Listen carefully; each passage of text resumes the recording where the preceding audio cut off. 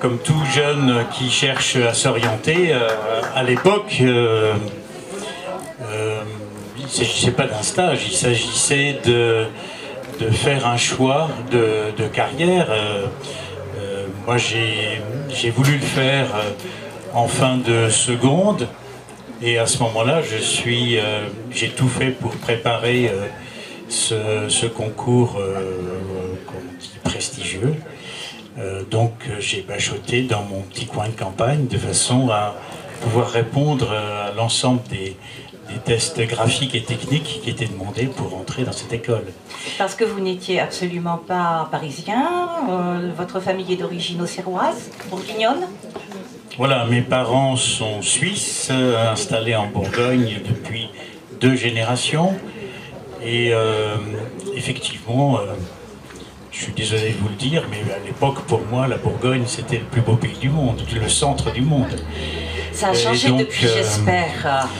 Mais attention. Je me suis marié avec la Bretagne depuis pas mal d'années quand même. Bien, bien. Il vous sera beaucoup pardonné alors. Donc, arrivé à l'école Boulle, j'imagine que ça a dû être un bouleversement dans une vie de petit provincial. C'est la chambre à Paris, c'est la vie, c'est le travail, parce que ça a dû être quand même fournir un effort considérable. C'est un changement de vie radical, évidemment, pour un petit provincial, mais on pratique des disciplines qui sont sous le même chapeau. Le chapeau, c'est la passion. Et dans une ville comme Paris, moi je n'en voyais que les aspects les plus positifs, les musées, les monuments, les expos, enfin c'est un lieu totalement idyllique. Et évidemment je quittais mes racines et la nature qui me passionne, mais par ailleurs c'était tout à fait magnifique, et chaque week-end je prenais le train de 6h28 gare de Lyon pour rejoindre ma Bourgogne natale. Voilà, j'ai enseigné ce qu'on appelle les arts appliqués, c'est-à-dire on décompose ce qu'on appelle le dessin ou la peinture en des matières différentes. C'est-à-dire le dessin, c'est de la technique lorsqu'on parle d'art appliqué. Donc le dessin, ça veut dire de la perspective, ça veut dire de l'anatomie, ça veut dire des techniques graphiques.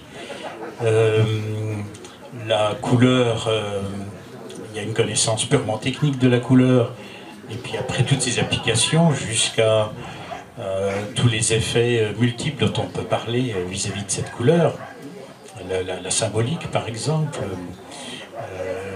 et puis le traitement plus technique, c'est-à-dire l'école Boulle, c'est l'école du mobilier au sens large du terme, c'est-à-dire le mobilier, c'est l'objet qui se déplace. Donc une petite cuillère, c'est un meuble au même titre qu'une armoire normande. Et la formation de l'école aussi contient ce qu'on appelle le design aujourd'hui ou l'architecture intérieure. Donc il y a des langages qui sont appropriés à chacune de ces disciplines.